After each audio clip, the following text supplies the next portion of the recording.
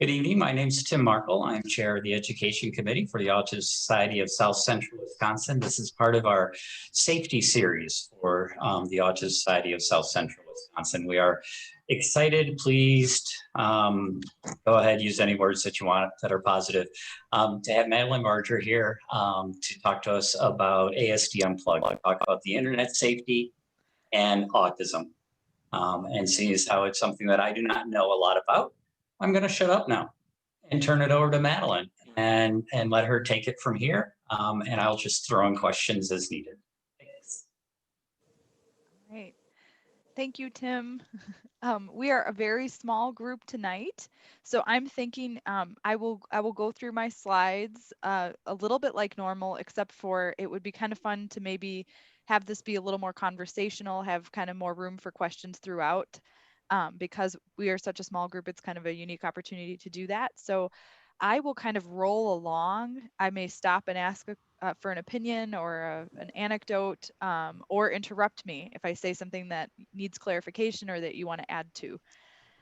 So this presentation. I will need to leave in about 20 minutes. Yes, and Nancy's leaving at around 6:30. Yep. Sounds good. And so then Nancy, if you have anything you want to share before you go, just pop in too, so we make sure we don't miss anything important.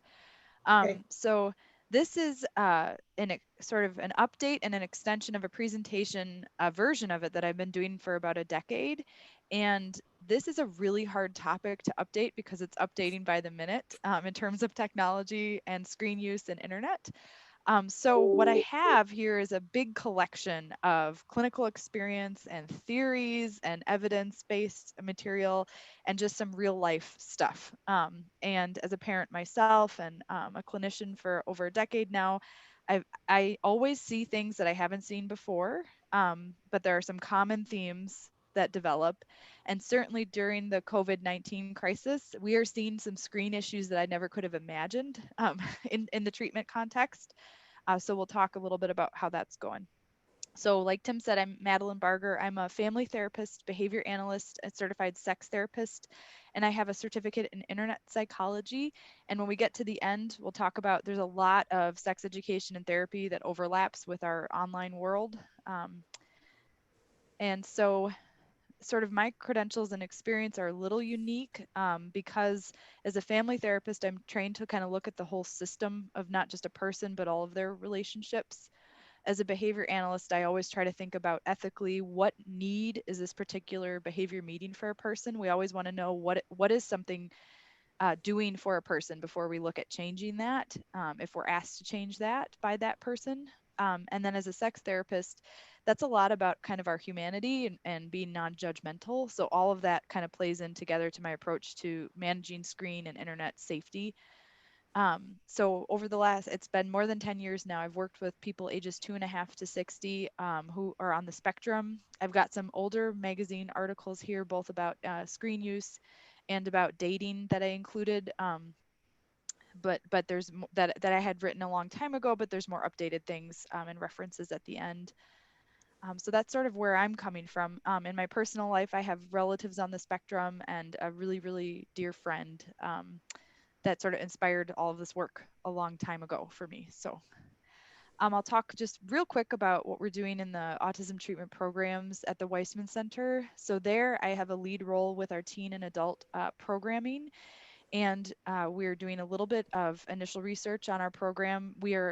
Our program is really unique because it's all family-based, super non-judgmental, and very much focused on what the family presents as their main need. And so we're kind of researching that now and finding really cool impact of that.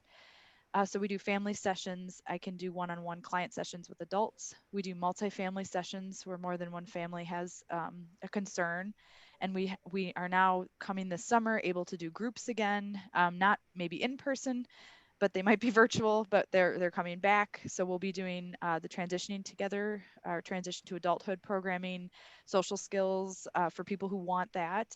And then advanced adult relationships is a cool thing that I wrote and created, looking at advanced relationship, intimate, and sexuality skills on a really person first way. So that's coming this summer. I know that feels like forever away, but time flies. So that's my run through on that. I included this slide because there's endless information on this, and there's no way we'll get to everything. But these are sort of the giant list of the overview of all the things that kind of go into evaluating screen use and internet safety. So everything from what are people presenting with in treatment, what are parents of all kids struggling with in terms of differences in technology experience and history, what are some internet rules to consider or screen rules. Now, how does the internet affect our brains? And what's really cool is that, so we know everybody with autism is different, but there are some patterns in the way autism may affect a person's brain. And those have a lot of overlap with the way the internet and screens impact our brains, which is so fascinating because that means that may be some explanation for why folks on the spectrum are so comforted by to a really extreme extent this virtual world or this online space. So we'll talk about that. We'll also go into cyberbullying and what a real big problem it actually is beyond just the event itself, because it's pervasive, it's everywhere, and it requires usually full school and family treatment. And then we'll talk about the science behind behavior and technology use. And we'll get as far as we can get because there's a lot on here. All right.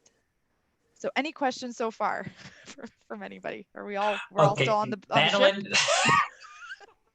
we're still on the ship.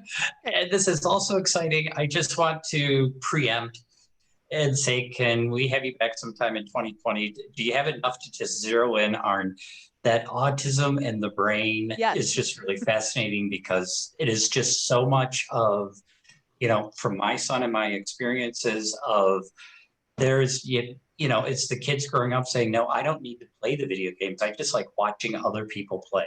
Uh-huh. And the fact that that makes absolutely no sense to my brain. My brain sits there and goes, I don't get that. So I would love to have you back. If we don't get to that tonight, let's plan on revisiting that sometime in 2021 because that just sounds so fascinating. Yes, let's do it, Tim. I think we've got a couple things on our list for 2021, Okay. so let's add that to our list. So that'd be great. Thank you. Yep. Great. Thank you. Anybody else? We're all good? Still on the ship? Okay. So certainly there are endless concerns that come up at the point at which a person is in treatment to manage a behavior or prevent a worsening behavior. So because I work with teens and adults, nothing I do can be done without the complete consent from that teen or the adult, and they're wanting to make something different. So it's not really about what I want or what I think. It's really about what's going to make their life, in their perspective, happier and better and help them meet their goals. So some patterns that we're finding often are that maybe a teen or an adult has some concern or issue with their internet use. But their parents usually got a bigger concern about that than they do. And so we have to kind of meet in the middle here and think about what are we going to prioritize in treatment and why. So for treatment patterns, there are both positive patterns that we're seeing with screens and kids and the internet and some related challenges. So on the left side, everything is correlated with the challenge on the right side. So one positive thing that we know is that for better or worse, it is easier with smaller, younger children who don't have these ingrained patterns yet to develop a sort of balanced diet of tech time and non-tech time, whether that be screens or internet. So it is a little easier when they're smaller and when developmentally the family system inherently has more sort of management of their life than it is when they're bigger and older. But we actually see a lot of the problems arise when they are bigger and older and they're being sort of asked to show this independence with managing impulsivity and screen time and balancing their lives at a really advanced kind of level without any support. So the internet is a society. It is an unregulated society. It is regulated on a micro level, but on a macro level, there are a lot of things that happen that we have no control over. And so I sort of always imagine when I have a learner in the room with me or a client, um, that they are in a digital public park. And some things that they may struggle with in that digital public park in a park in real life might be the same thing that they're struggling with in this digital public park. So if a learner has safety issues in the walking, talking offline world, oftentimes they will be back with safety issues online, because those sort of learning of those safety issues and communication around them is one of those core skills that is a challenge. So the good news is that strategies that work offline, we can digitize them and they can work online. So for example, if I go to a public park and my goal is, if a stranger talks to me, to tell somebody a stranger talked to me, if I can learn that the in the walking talking world, then whatever strategies I use to do that can be digitized. I can use the same types of strategies. So a lot of in treatment, we're assessing what works for this person and what doesn't. Um, Now, what's hard about that is that I can see somebody in a public park.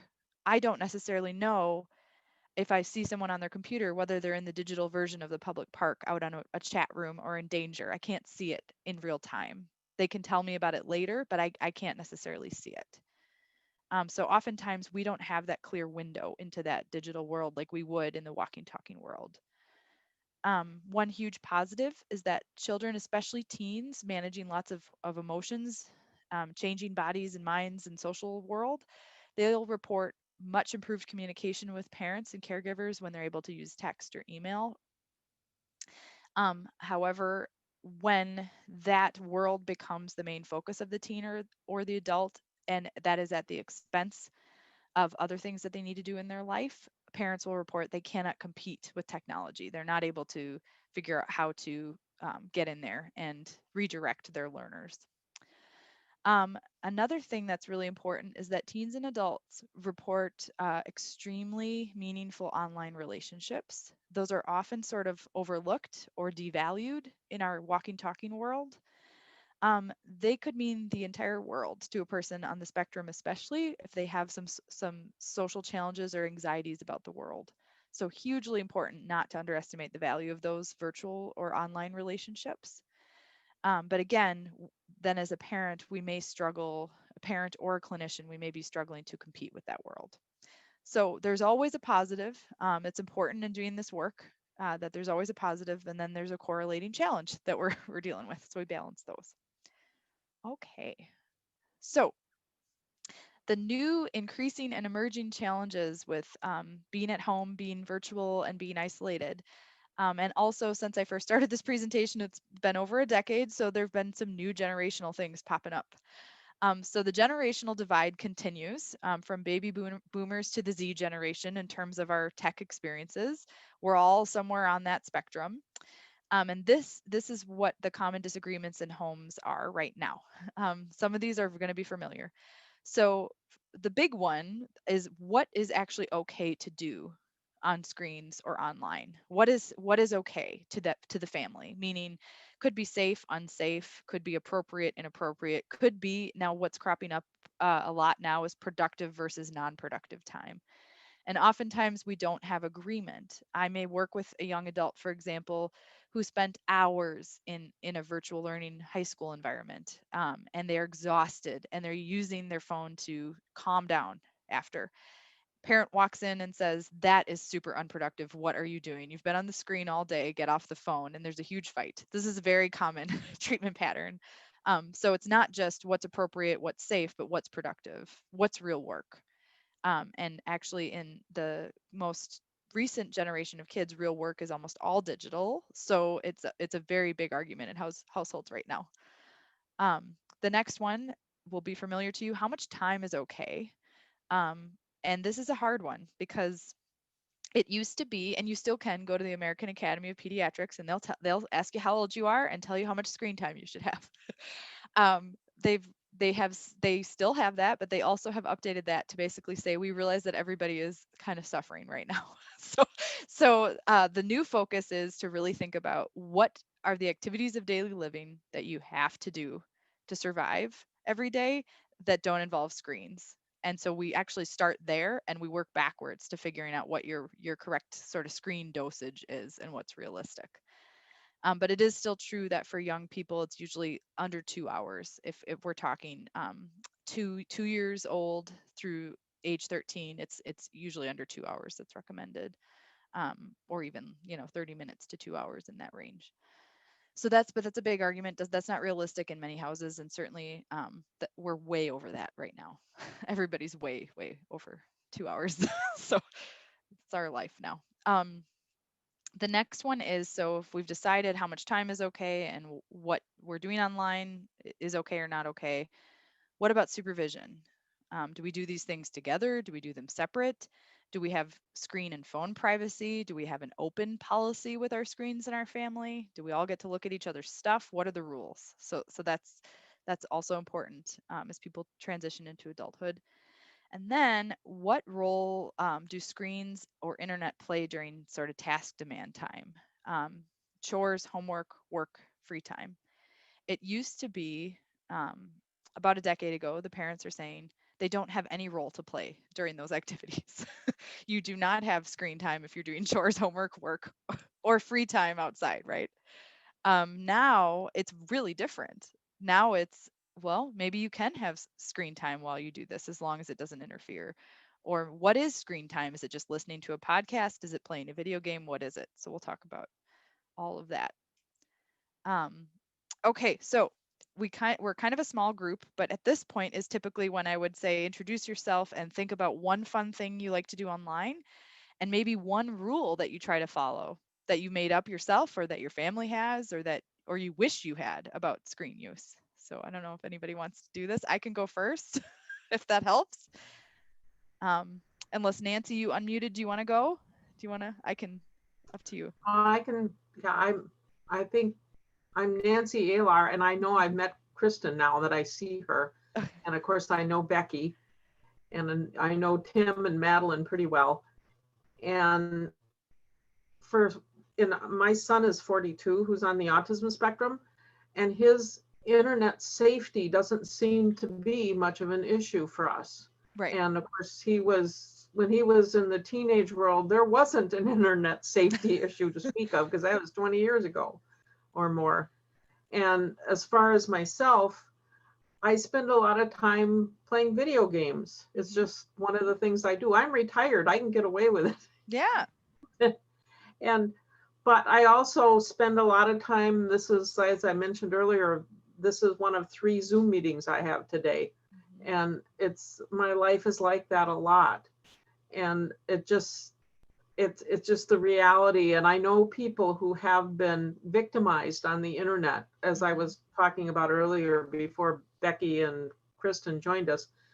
And it's a scary thing. There are a lot of bad people out there, but you just have to kind of use your head. But it's getting harder and harder for even neurotypical people to figure out what's a scam and what isn't. We're always, people say they don't answer their phone when it rings if they don't recognize the number. I pretty much always answer my phone. I want to know what kind of scams they're trying to pull on so I can be alerted to it. And I can hang up on them after they talk to me for a minute or two. Yeah, so that's kind of what it is for me. It's just so pervasive. The computer's on all the time. We have 2 people living in this house, and there's 5 computers here. Yep. Yeah, plus the phones are different. Oh, yes, Nancy, you're totally right. I mean, it's pervasive. It's everywhere. And I think it's important I like that you shared you get to play games for fun. I mean, that's amazing. That for a lot of us, we don't necessarily realize, that it's not just about productive versus not productive. There's a lot of joy to be had in our virtual spaces and a lot of fun there. And a lot of for all of us this is true, but a lot of folks on the spectrum will talk about the incredible connection they have between their online activities and their virtual practices and their identity, their self-esteem, their self-image, because now it's like a multifaceted experience. You don't just ingest the media. It's like what Tim was talking about earlier too. You also contribute to it. You play the game, you film yourself playing the game, you watch other people playing the game, you post fan art about the game, and then you write fan fiction about it. So it's just multifaceted joy to be had.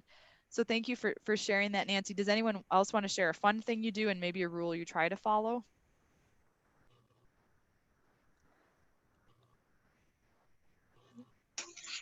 Yeah, well, I like watching documentaries a lot, probably too much.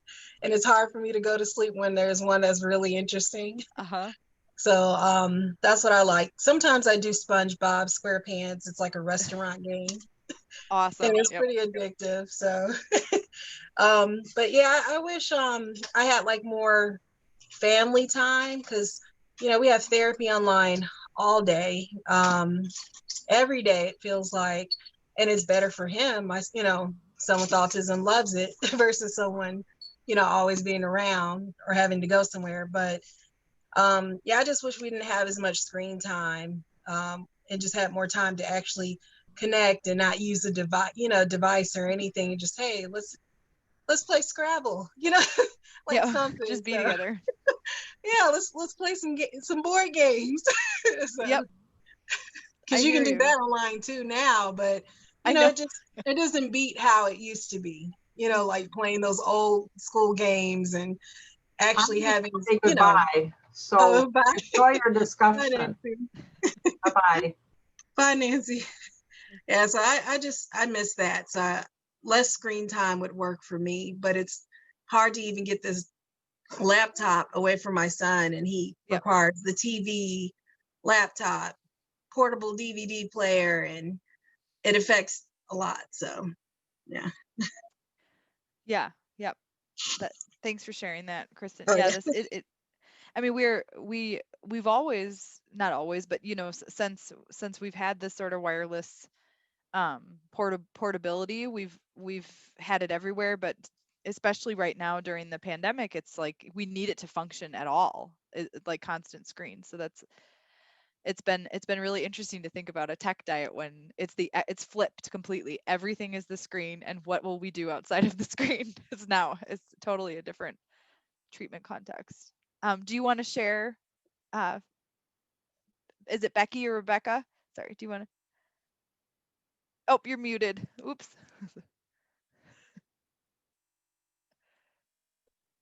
Good. I don't mind being muted. Oh, okay. You don't have to share. Sorry, I didn't mean to Yeah. put you on the No, spot. I just didn't want to skip you. yeah, no, that's fine. I don't really have much. I'm just very interested in the topic. Okay.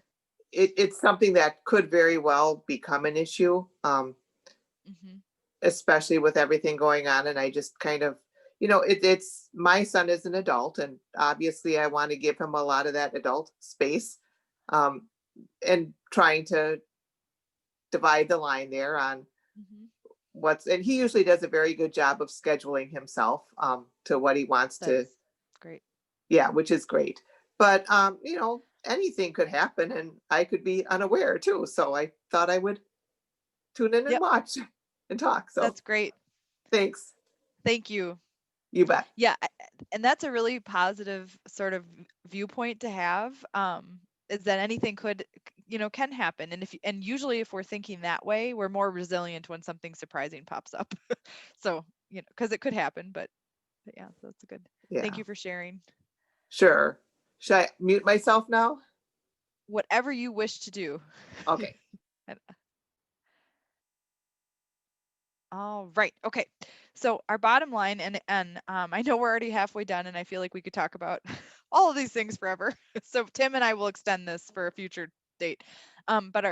So really managing screen and internet use more than ever is a journey that we all go on together, and and in our family systems. A huge starting point of that journey, and Kristen kind of alluded this too, is really understanding a young person, if you're in the caregiving role, whether as a clinician or a parent, or whatever caregiver role that is, understand their experience, not just what they do online, but what does it mean to them? Because it could just be like for utility, like this means that I go to therapy online so I don't have to drive and I'm safer from COVID, but it could also have a much deeper meaning. Like this means that I'm really good at this game. I had somebody, and again, it's all de-identified. Someone said that a particular online game made them feel attractive. It made them feel powerful and beautiful. So really knowing what does that actually mean to the person beyond what we can just see is sort of step one. Is like, how do I really understand empathically this other person's online experience? We'll also see that for people who maybe struggle offline with different things, you'll see how those needs get met online when we actually start to figure out what is their experience. And it allows us to be more careful about just intervening without really assessing what's going on. We also want to have informed interventions that work. We don't want to go messing around in somebody's screen life, especially if it's a huge part of their identity and their self-esteem, if we don't have an evidence-based intervention. Because we could make a big mess and create a lot of shame, which Tim had talked about earlier. For folks on the spectrum and with other developmental things, they may live in a lot of shame, a lot of being told that they're somehow inadequate or incorrect. So we don't want to go messing around with something this sensitive if we don't really understand it. And then we also have to think about personal preference. So on the example of the adult that I used, which represents lots of adults who live at home right now, young adults on the spectrum, where maybe they're being told they're being not productive. It just because we don't maybe think what they're doing during their free time is productive doesn't mean that it's not valid as their free time experience. So that's personal preference is hugely important here. And then we want safety is first and foremost, and happiness, if we can get it, we'd like that, right? So that's our bottom line when we do this. Okay, so I won't spend too much time, but here's some technology concepts for parents. So any challenge we experience with the screen is related to a behavioral function. So there's always a reason. It's not just a mystery. It might feel like a mystery, but there's always a sort of a scientific behavior reason that we're running into a problem with screen use, whether that's being honest about it, using it safely, starting and stopping it safely, all those kinds of things. We want to consider, especially for kids, teens, and adults that are in therapy, how are screens impacting their ability to focus and their executive function? For example, again, this is de-identified, so I work with somebody who represents lots of people who's trying to teach, let's say, toothbrushing to a 13-year-old, and we've been working on toothbrushing forever, and I finally realized, oh, the TV's on the entire time. And so instead of actually getting to the teeth brushing, they're spending 20 minutes fighting about the TV. So we actually back up to that. So how is the screen time impacting other teaching opportunities? Another huge concept is addiction versus perseveration. I wish I had a quarter for every time someone came into treatment and said, my kid is addicted. They're addicted to screens. So addiction to screens, internet, and video games is not in the diagnostic and statistical manual because it is a cultural thing. So and sex addiction, in fact, is not in there either. So what we consider culturally appropriate in one culture may be different in another. So we have to be really careful with thinking of something that we don't understand or that looks like more than what we think is appropriate as an addiction. And especially for folks on the spectrum, they have a really cool ability to become really invested in what clinically someone might call a perseveration, but it might be this really delightful thing they're really interested in, a high interest area, and not actually an addiction. The problem with calling it addiction is not only that it might be really hurtful to the person and increase their secrecy around that behavior, but also if you go into treatment and you say you've got an addiction problem and you get on that train, a lot of those treatments are not evidence-based for folks on the spectrum. They might use the wrong treatment. And I've seen that. I've had adults come to me having gone through rigorous addiction treatment for sex, for gaming, for porn, and nobody understood their autism diagnosis, and it has been disastrous, and this is a repeating pattern. So as clinicians, we have to think about what's really happening here. What is this process that's happening, and how can we be informed fully by the behavior assessment and then get the right treatment or intervention? And then finally, internet natives versus internet immigrants is a tech generation concept. So if, like me, you can remember a time where without a home computer, without Wi-Fi, you are technically an internet immigrant. You are voyaging through having lived a while into this new world. If you were born into a world of Wi-Fi and smartphones and at-home computers, you are an internet native. So your brain, your thinking, your gratification schedule, everything's different. So that is important, and that's for tech people. Okay. So tech diet, everybody's using words. Does anybody know what that means? Everybody's saying this. Does it, like, put a thumbs up? Do we know what a tech diet kind of means? Tim says no. No. Okay.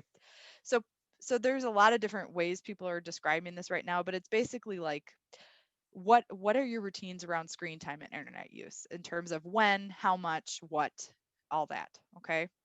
And a lot of people are coming into treatment saying, it's out of control. There's too much, screens are everywhere all the time. I want my life back. During COVID, it's hard to achieve that, but there are some answers. So we start with, what is a tech diet? What do you want that to look like? It doesn't have to be realistic yet. It could just be what you wish it looked like, and that's where we start. And then we figure out how close can we get to that. So this is actually kind of behind the curtain in treatment. And we get, because it might be me and one family, we get way more specific than this, but this is a general overview. So the first step of setting a tech diet goal is, what are you trying to achieve? And not just, let's set the screens aside for a second, and what are you trying to achieve offline? And so that might be in any one of these areas is the common one. So they want a set daily routine, maybe. They want to focus on hygiene routines, homework, chores, meal times, fun family time, outdoor activities, different meetings that their child might have, and then medical appointments. Now, I know that all of these are virtual, but I also have parents saying, even though they're in a virtual meeting, they're texting or playing a video game on their phone the whole time during the virtual meeting. so they want one screen instead of multiple screens. So, and Kristen, I think you're smiling at this, but I don't. So this is sort of, we have to start with, what would your ideal tech diet be for your family, and how can we sort of then, where what's our baseline, where are we at now, what's your goal, and where can we meet in the middle, kind of a thing. So that's the first step. The second step is, we get really, really specific in terms of, what is that routine that you picked from step one. So you list out all the steps, like, okay, you want them to do a hygiene routine. In how much time, in what order, how are we teaching this? And we actually go through and teach that. The other thing that's really important is that sometimes screens are an escape from a challenging task, and sometimes they're just so interesting that they take over a task that somebody actually knows how to do. So we really assess, is this something that our learner can do, but they really just don't want to? Is it something that they really haven't learned to do yet? Okay, before we can talk about motivation issues, we have to really think about if they've actually learned it. There are a lot of young adults where people assume they know how to do all these hygiene routines, all these things. In my own life, there are things people have assumed that I know how to do that I do not. Lots of that having to do with like changing tires and changing my oil and all that stuff in my car. People assume things. So if a person doesn't actually know how to do what you're asking them to do, they're more likely to avoid that task. And you may see that as a motivation issue, but it's actually a learning issue. So that's step 2. Then we set a criteria. So you want them to learn to do a task. We've identified the specific task. How long should it take? How do we know when we've hit the target? And if we can do that, then we can start to look at how the screens are interfering or not. Rather than starting with, we're going to reduce screen time by 50% by next week. That's too much of an ask right now. We're going to look at, what is the skill that you're worried about that your kid is missing out on, that we need to, so we're going to go there and try to manage screen use within that skill set. So we collect baseline data. We now, self advocates on the spectrum can do this for themselves, and they do this really well. So the self observation or other observation, how far are we from our target criteria? When and how is tech interfering? And this might sound really obvious, but it's not. So it might be that tech is not interfering at all with the task. It's just bothering somebody else in the house that you have loud podcast on while you're doing the dishes. And then we can address that. And then if you need to, how can we reduce or eliminate tech use during that activity while still managing motivation and focus? Because if it feels like a big punishment, nobody wants to do that. If I have to give up my phone and everything I love to do the laundry, and there's no reason to do it, I'm going to look like I don't care, right? I'm going to have a major lack of motivation there. Okay, and then some really amazing adults on the spectrum have really changed my brain about this thinking over the past few months. So this comes directly from them.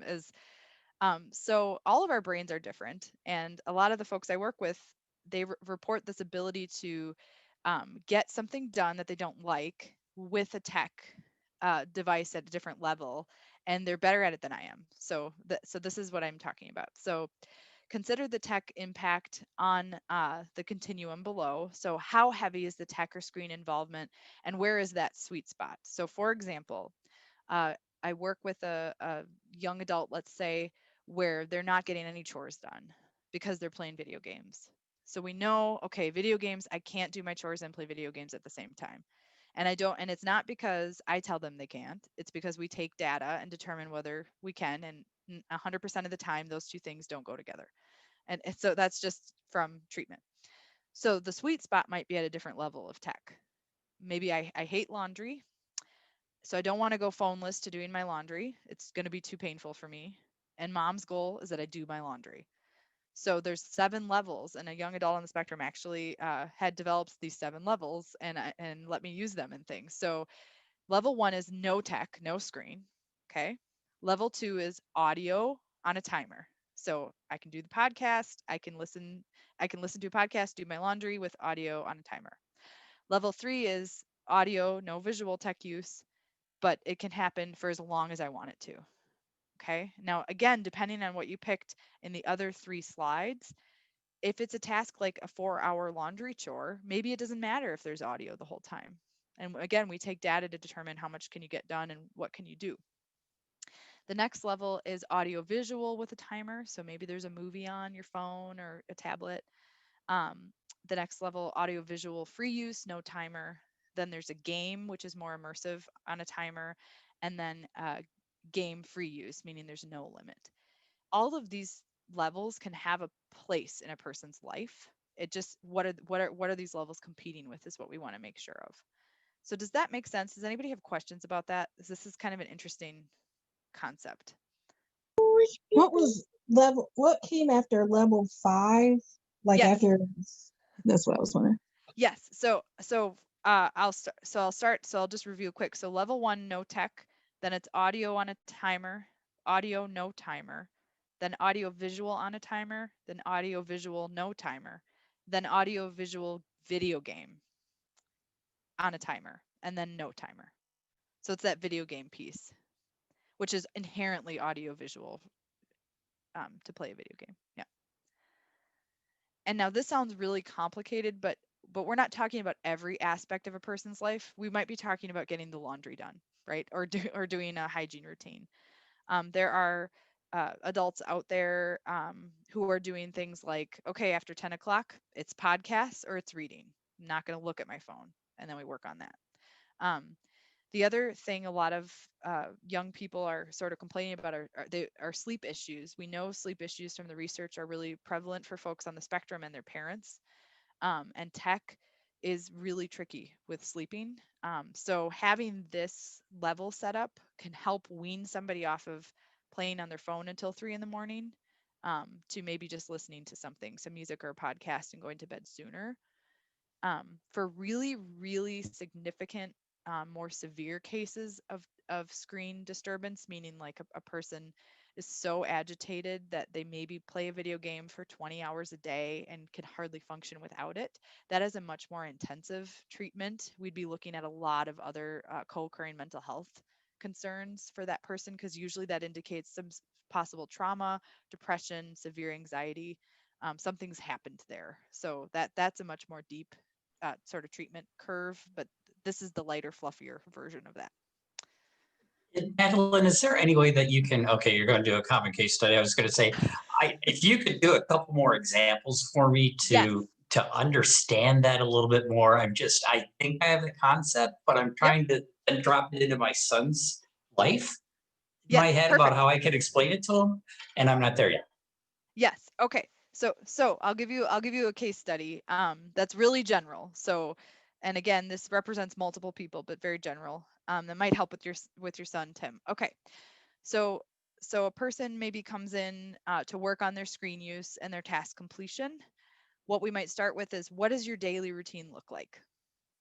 And what do you want it to look like? Usually there are a few things for the teen and the young adult that they want to go a little better. Maybe they're forgetting a few pieces of their routine, or there's certain parts of their routine that they really just dislike.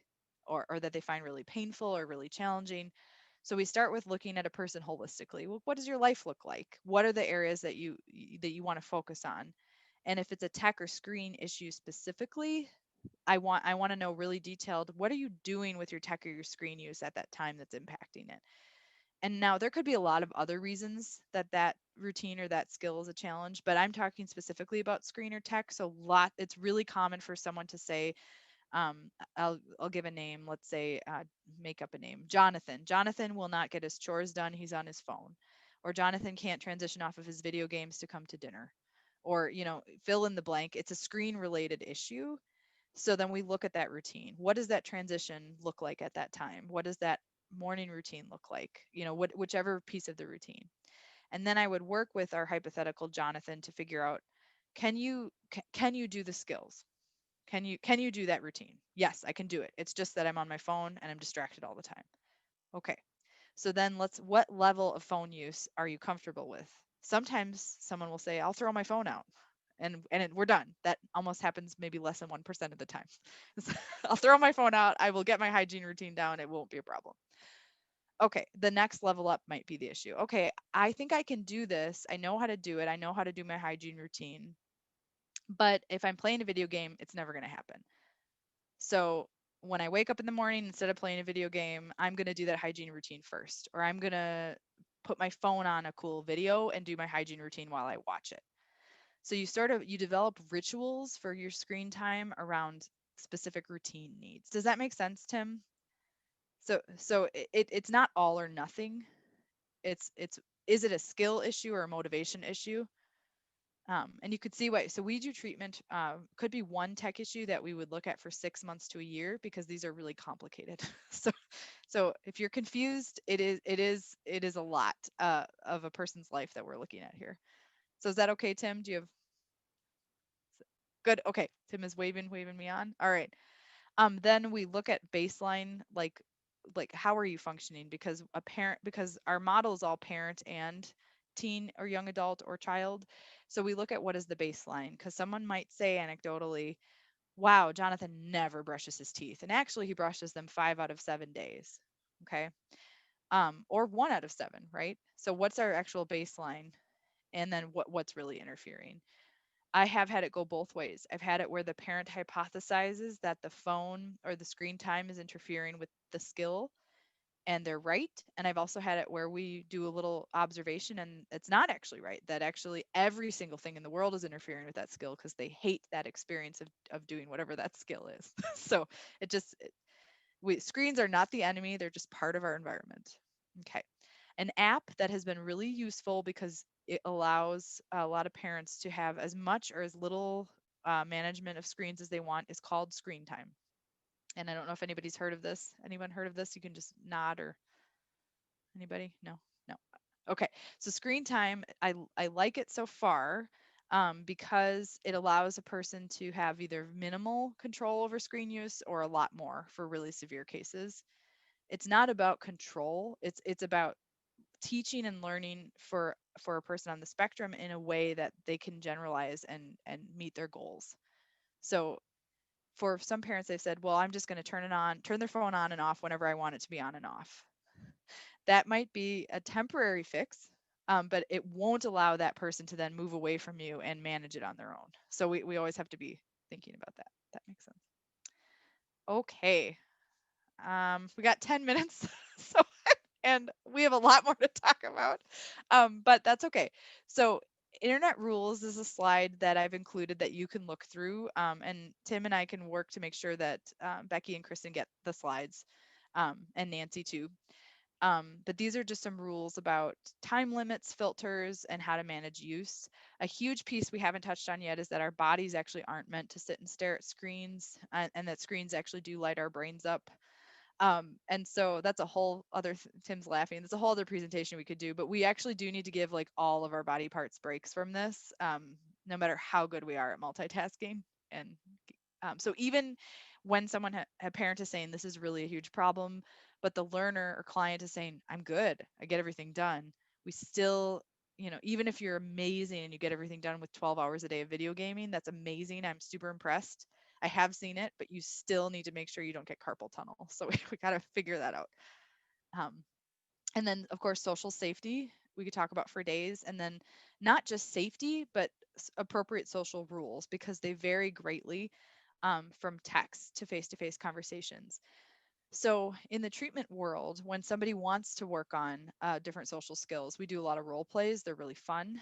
What's one amazing thing I didn't foresee that's happening during COVID is that we can now do text role plays on our telehealth platforms because we can do chats. And so that was something that we always had to write notes back and forth to do a text role play. And texting is really challenging for a lot of people, myself included. Now we can actually do it in a more realistic way using our telehealth platforms. So that's been a cool thing I didn't expect to come out of all of this. In short, multitasking unfortunately is not really possible. So that's the that's the conclusion of the research that I normally would talk about for a lot longer, but we're out of time. So they, in 3 different study groups, different levels of multitasking were studied. It's not really possible. Some people are really good at shifting, but we don't really do very well, our brains, at doing 2 things at once. So that's just a fact.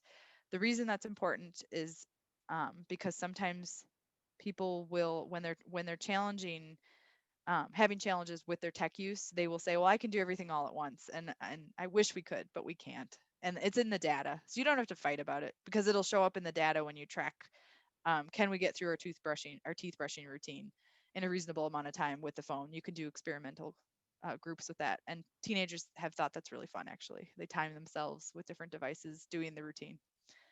So that's fun. This is what Tim would like to spend a day on, which I would love to do too.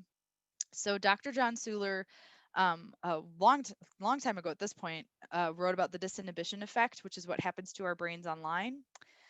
And what I noticed, because I did my internet psychology training separate from my autism training, is that every single thing that Dr. Suler talks about is a piece of autism and how autism is impacting the brain.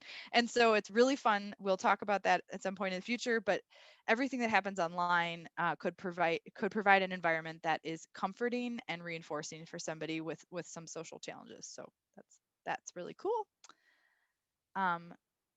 The teens or young adults, this was a decade ago. They were the first generation to be born into a technological world where nearly everything was computerized.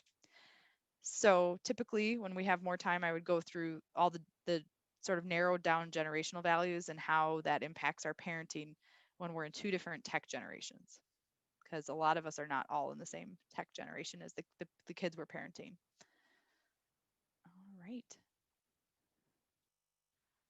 I have an online dating guidebook to get at. This is written with somebody on the spectrum who did a lot of online dating and gets at some of Nancy's safety questions.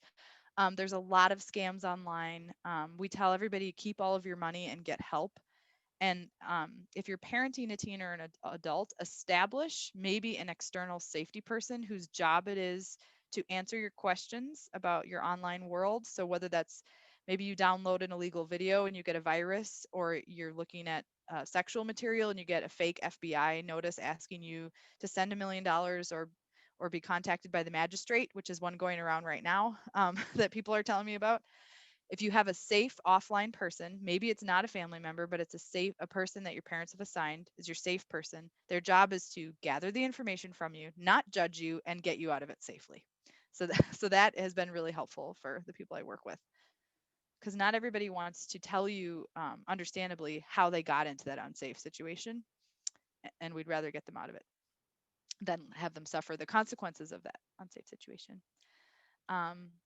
Cyberbullying, if it happens, know that, so folks on the spectrum and people who are part of the LGBTQ plus community are much more highly targeted than other groups for that cyberbullying type behavior. And it really takes a whole system. It's not just a one size kind of fits all. We have to look at every system that this kid is interacting with if they've been significantly cyberbullied. So their parents, the school, their peers, and their family. And then we look at all the events leading up to either whether they engaged in the behavior themselves or experienced that cyberbullying. The peers curriculum has a lesson that is evidence-based, outlines how to prevent and respond to cyberbullying. At the very least, what we recommend is that when it happens, the receiver of the bullying save and delete the information. You want to delete it because if you leave it there, it incites more teasing and bullying. But you want to save it so you have evidence of it when you need to report it. Does this make sense to everybody? And we do not want to respond to online bullying because we call that feeding the trolls. We don't want to feed the trolls. All right. Sorry, we have 4 minutes. Tim, what should I do here? Help. Heck, I don't know. This Okay. is just really interesting to me. So I mean, there's sometimes where I bring in speakers or whatever, and I kind of listen. I'm listening tonight because this is just really interesting. I mean, I depending on where you're at, maybe stop and look for questions. Perfect. And we'll revisit sometime. Okay, sounds good. How's that? Perfect. Thank you, Tim. Yeah, I'm like, when can we do a part 2? Yeah. Like how soon? Because this is really interesting and it's needed. I mean, it's just all about technology all day, every day. Mm-hmm. So no, it's definitely needed. Let's do it. A few years ago, I did like a half day at the Weissman Center, where we went through all this real slow and in depth and customized tech plans. So that maybe that's in our future, Tim. Oh, absolutely.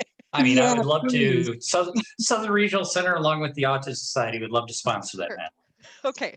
Once we could get people into a room. I know. Yep. Oh yeah. Yep.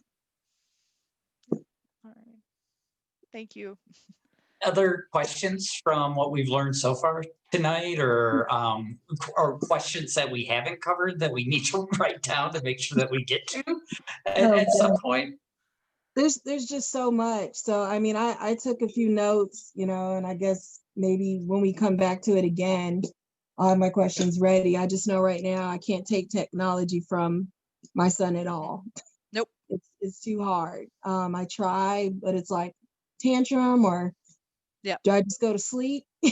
Or just, that's where we're at. So yeah, and it affects therapy. And I love how you mentioned, you really can't multitask. You can't have, YouTube videos on and then participate in therapy at the same time. So, that's what we've been running into. I do have a question though, now that I'm thinking about it. Mm-hmm. For the more intense situations that you mentioned, so you said like a mental health person, like I guess you're saying like a psychologist or something when it comes to that. Yes. If you suspect there's trauma or depression, or if that's the reason for it.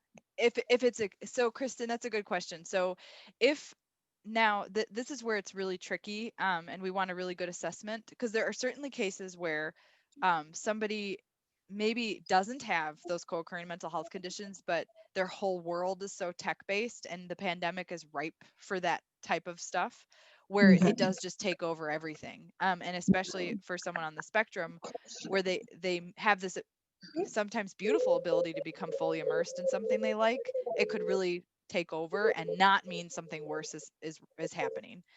But in the cases I've seen pre-pandemic, where we're talking about somebody who could engage with another person socially, who could go work somewhere, and they are spending 20 hours on a video game, then usually there's something going on with depression or trauma or something in the family. Does that make sense? Oh yeah. And I'm glad you mentioned it, because I've been thinking, I'm like, okay, could that be it? And I definitely think so. I'm supposed to participate in this other workshop about autism and trauma, so I'm really waiting for that. But I definitely think so, because ever since he had a swallow study, and he wants to just keep watching the same thing, and it has to be an Asian baby crying, over and over. So yeah, I don't know. And he's not Asian, so but there's something there. Different. Yeah. Thank you, Kristen. Yeah, that's. Thank you. It's a complicated topic because there's a lot going on. Oh yeah. So many stories can be said. I'm sure a lot of people are going through this. So no, parents definitely need it, and therapists, and whoever's on, that person's team. So yeah. Yep. Please have it soon. Yes. Yeah, welcome to my hell of scheduling, Kristen. Thank you so very much. I can't imagine. Oh yeah. Yeah, I cannot imagine. We will try. We'll try because I totally agree with you. I mean, one of the things that just is, it struck me is the way that, so my son is also an adult on the spectrum. Looking at looking at it not as the hours spent on screen time as the issue, but what do you want the day to look like? Yes. So I'm still wrapping my head around that concept because I'm thinking, little old me, back in high school, college, whatever. What do I want my day to look like? I want to sit around, drink beer, and read books. That's what I would have, if I could have. That's what I would have done. So it's just like, well, I'm afraid to ask him, what do you want your day to look like? And he's going to say, I want to watch video games all day. This is what I want to do. So trying to figure that bigger purpose, that's out is going to be challenging, but it is. Well, and you can start with like, what do you have to do to function? So that might be an easier, like, I have to wake up. I have to bathe and eat and use the bathroom. I mean, so it just depends on what end you want to start from, but yeah, you could start. Sometimes that's helpful is, you need to sleep for, children and teens are supposed to sleep around 8. Who does this? I don't know, but 8 to 12 hours. So if you schedule backwards, what do you need to do to survive as a human? And then how much time is left in your day? What are the tasks of work and chores that need to get done? It can really, you actually see a lot of the overuse go away when you do that, because and the sleep issues start to go away because you see a person go, oh, I have like 3 hours of gaming time today. I'm going to do my chores and eat my breakfast and then go game for 3 hours and still get all my stuff done. So it's interesting because we actually see less sneaking the game or spending 20 hours on it or staying up all night doing it when it's planned. So it's kind of fun. Right. Anything else? Okay, Rebecca's shaking her head. Kristen, any other questions or anything? I mean, my brain hurts. So, if your brain is kind of going, that's, yep. Okay, well, we will get you the PowerPoint, as Madeline said that she will share this with you. So we'll get this out to you so that all your notes that you just took, Kristen, will be useless. I mean, supplemented is what I meant to say, is they'll be supplemented. And then I'll work with Madeline to be able to continue this conversation, because I just really believe that, especially just hearing what I've heard tonight, is that this is a bigger part of life than I think we even realize as parents, and especially me, who is an immigrant to the tech world. Yep. So I appreciate that. So Madeline, thank you. Thank you all. I'm going to stop the recording. If y'all want to just stay on and say hi to each other, that's fine. I'm just going to stop the recording now so that it can be done.